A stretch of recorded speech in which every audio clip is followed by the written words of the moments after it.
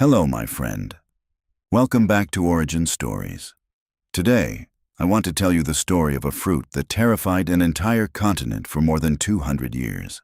A simple plant that people believed was deadly, evil, and capable of turning human blood into poison. Wealthy aristocrats called it the poison apple. Doctors warned that eating it could cause instant death, and ministers warned that it belonged to witches. Yet today, this exact same plant sits in almost every kitchen on Earth. It is the core of Italian pasta, American burgers, Indian curries, and Mexican salsa. It generates billions of dollars in global trade every single year.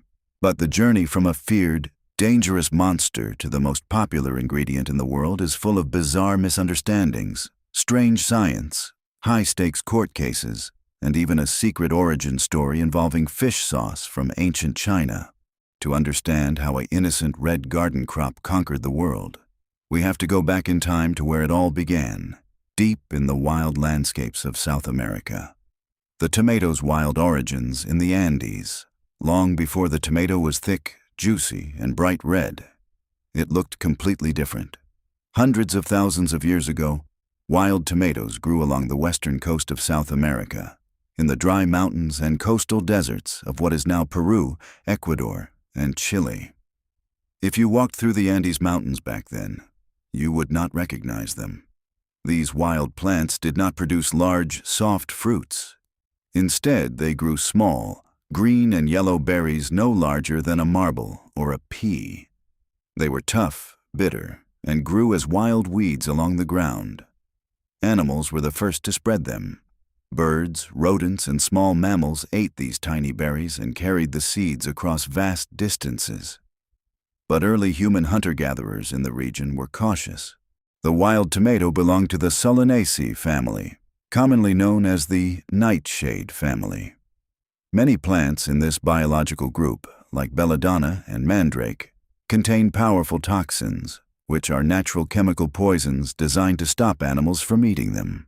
Because the leaves and stems of tomato plants produced a sharp, unpleasant smell and could cause sickness, early humans left them alone. For thousands of years, the wild tomato remained a small, forgotten weed growing in the shadow of the Andes. But that was about to change when the seeds traveled thousands of miles north into central Mexico. The Aztecs and the first tomato. It remains a mystery exactly how tomato seeds traveled from South America to Mesoamerica. But by 500 BCE, indigenous peoples in Mexico had begun doing something revolutionary. They started cultivating and breeding them. While South American cultures mostly ignored the plant, the ancient Mayas and Aztecs saw potential in it. Through centuries of careful farming, indigenous farmers selected seeds from plants that produced larger, softer, and sweeter fruits. Over time, the tiny yellow marble transformed into a fleshy, bright red fruit. The Aztecs called this new creation tomatal, which translates roughly to fat thing with a navel. The word navel refers to the small mark at the bottom of the fruit where the flower once was. The Aztecs did not view the tomato as a terrifying poison. To them, it was an essential part of daily life and medicine. Aztec cooks mixed tomato with hot chili peppers, ground squash seeds, and salt to create complex spicy sauces. In fact, this was the original ancestor of modern salsa. They cooked tomatoes with beans, fish, turkey, and corn flour. When European explorers later wrote about Aztec markets in the city of Tenochtitlan, present-day Mexico City, they described incredible displays of tomatoes in every shape and color: red, green, bright yellow, and deep purple. The Aztecs had mastered the plant. But when Spanish conquistadors led by Hernán Cortés arrived in 1519, they were about to take this mysterious red fruit across the Atlantic Ocean, setting off a wave of panic that would last for centuries. The tomato crosses the ocean. When Hernán Cortés and his soldiers destroyed the Aztec capital and claimed the land for Spain, they collected gold, silver, and exotic plants to send back to King Charles I. Among the cargo shipped across the Atlantic Ocean in the early 1500s were seeds of maize, chili peppers, chocolate, and the bright red tomato. The plant arrived first in Seville, Spain, which was the main entry port for all goods coming from the Americas. The Spanish adapted the Aztec word tomato into tomate. At first, Spanish cooks accepted the new plant relatively quickly, adding it to oil, garlic, and stews. But as tomato seeds were traded across borders into Italy, France, Britain, and Northern Europe, the reaction changed from curiosity to absolute horror. When Italian botanists saw the plant around 1544, they named it pomodoro, which means golden apple. This suggests that the very first tomatoes to arrive in Italy were likely yellow or orange varieties. In France, people misheard the Italian name or invented their own romantic title, calling it pomme d'amour, or the love apple. It sounded like a perfect addition to European cuisine. It wasn't. Within a few decades of its arrival, Europeans had developed a deep, terrifying fear of the tomato. Why Europe was afraid of the tomato. To understand why Europeans feared the tomato, we have to examine the science and medical beliefs of the 16th and 17th centuries. First, European doctors still relied on Galenic medicine, an ancient Greek medical system developed by a physician named Galen. This system claimed that human health was controlled by 4 bodily fluids called humors: blood, phlegm, yellow bile, and black bile. To stay healthy, your food had to balance these humors. European botanists classified the tomato as cold and moist, which they believed caused dangerous fevers, digestive paralysis, and brain damage. Second, botanists correctly identified that the tomato belonged to the deadly nightshade family. Because the leaves, stems, and unripened fruit smelled bad and contained small amounts of toxic compounds, people assumed the entire plant was deadly. But the most terrifying factor was what happened to wealthy aristocrats who dared to eat them. Throughout Europe, rich nobility began dying mysteriously after eating tomatoes. They nicknamed it the poison apple. For nearly 2 centuries, people believed the tomato itself was killing the nobility. But modern historians discovered a fascinating, ironic truth. The tomato was actually innocent. The true killer was the tableware. During the 1500s and 1600s, wealthy Europeans ate their meals off pewter plates. Pewter is a metal alloy that contained high levels of lead. Tomatoes are naturally high in acid. When hot tomatoes or tomato sauces were placed on pewter plates, the acid dissolved the metal, leaching high amounts of pure lead into the food. The aristocrats were not dying from tomato poison. They were dying from severe lead poisoning.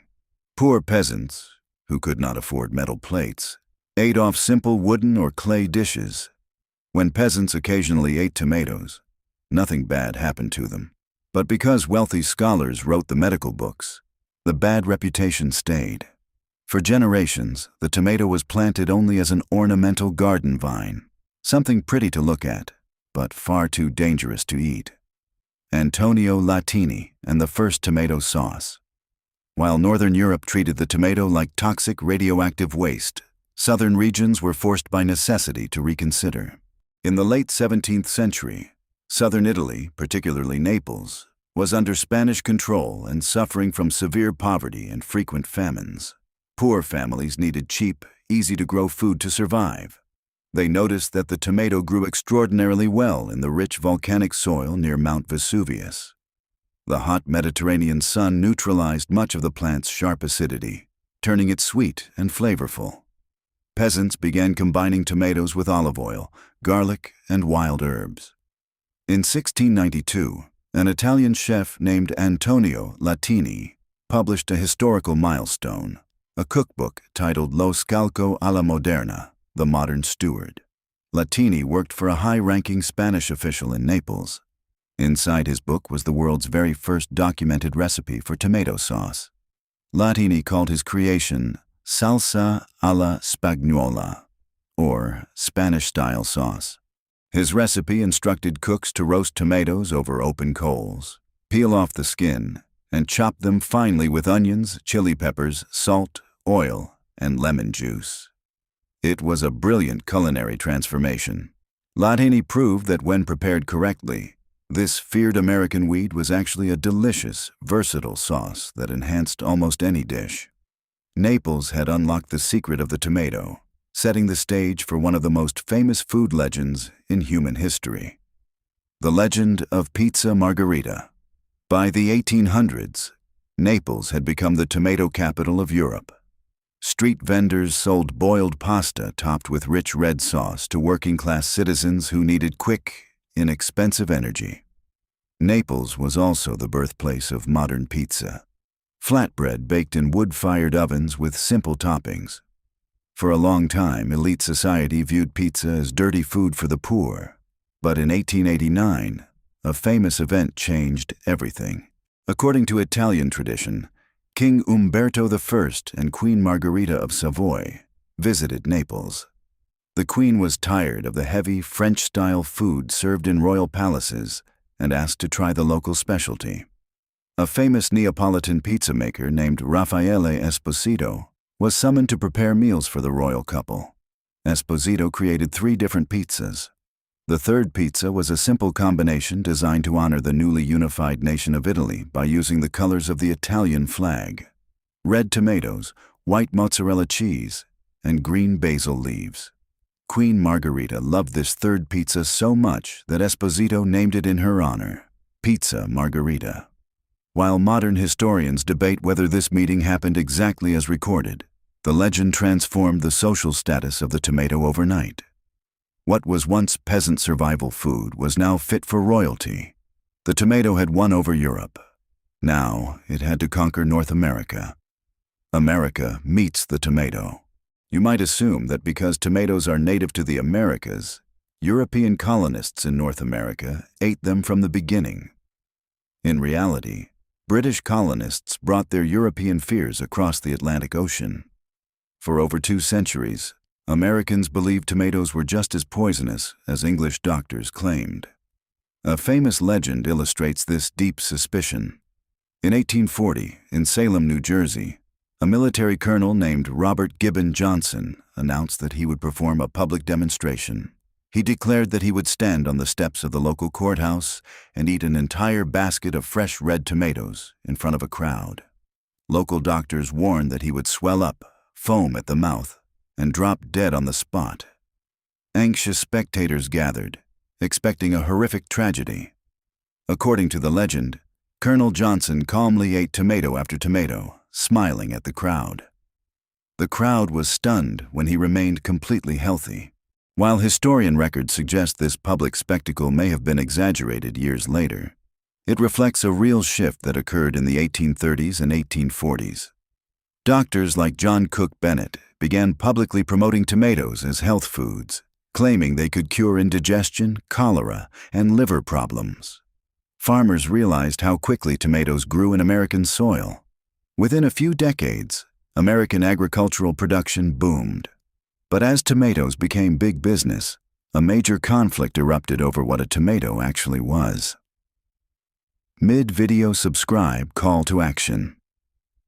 If you are enjoying this deep dive into history and want to improve your English while learning incredible stories, make sure to subscribe to Origin Stories. We share hidden chapters of history every week. Now, back to our story. The tomato goes to the Supreme Court. In 1883, the United States government passed the Tariff Act. This law placed a 10% import tax on all imported vegetables coming into American ports. However, fruit was exempt from this tax, meaning traders could bring fruits into the country completely tax-free. Enter John Nix, a prominent produce importer in New York City. In 1886, Nix imported a massive shipment of West Indian tomatoes into the port of New York. The tax collector, Edward L. Hedden, demanded that Nix pay the 10% tax, classifying tomatoes as vegetables. Nix refused to pay. He argued that according to science and botany, a tomato is indisputably a fruit. Botanically speaking, a fruit is the seed-bearing structure that develops from the ovary of a flowering plant.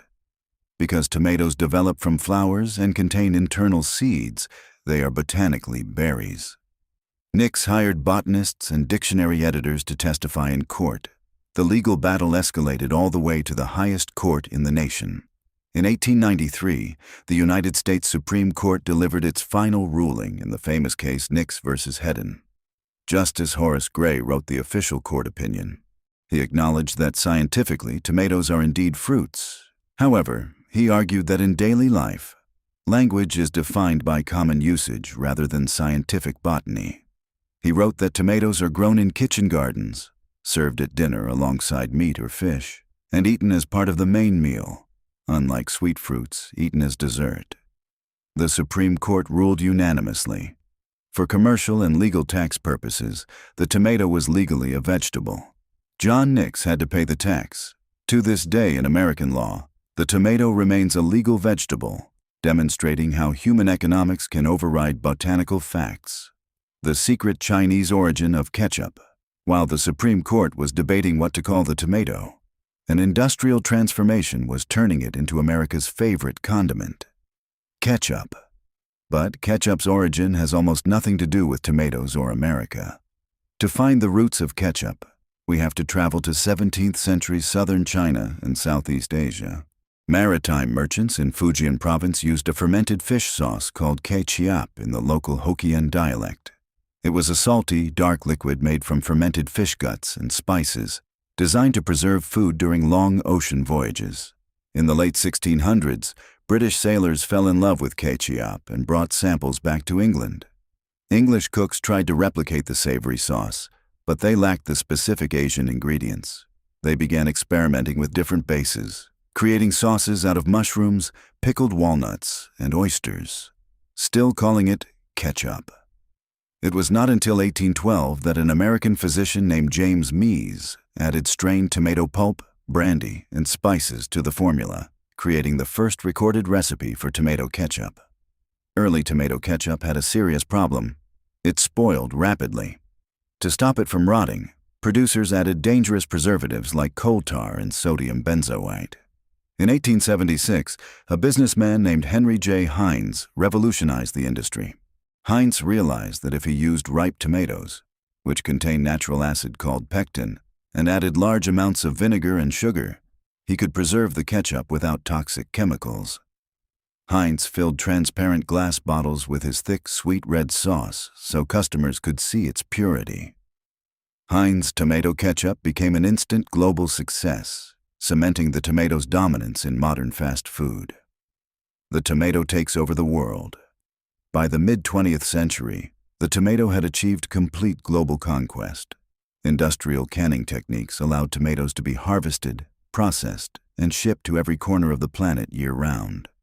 When tomato products traveled back to Asia and Africa, local cooks adapted them into their own ancient traditions.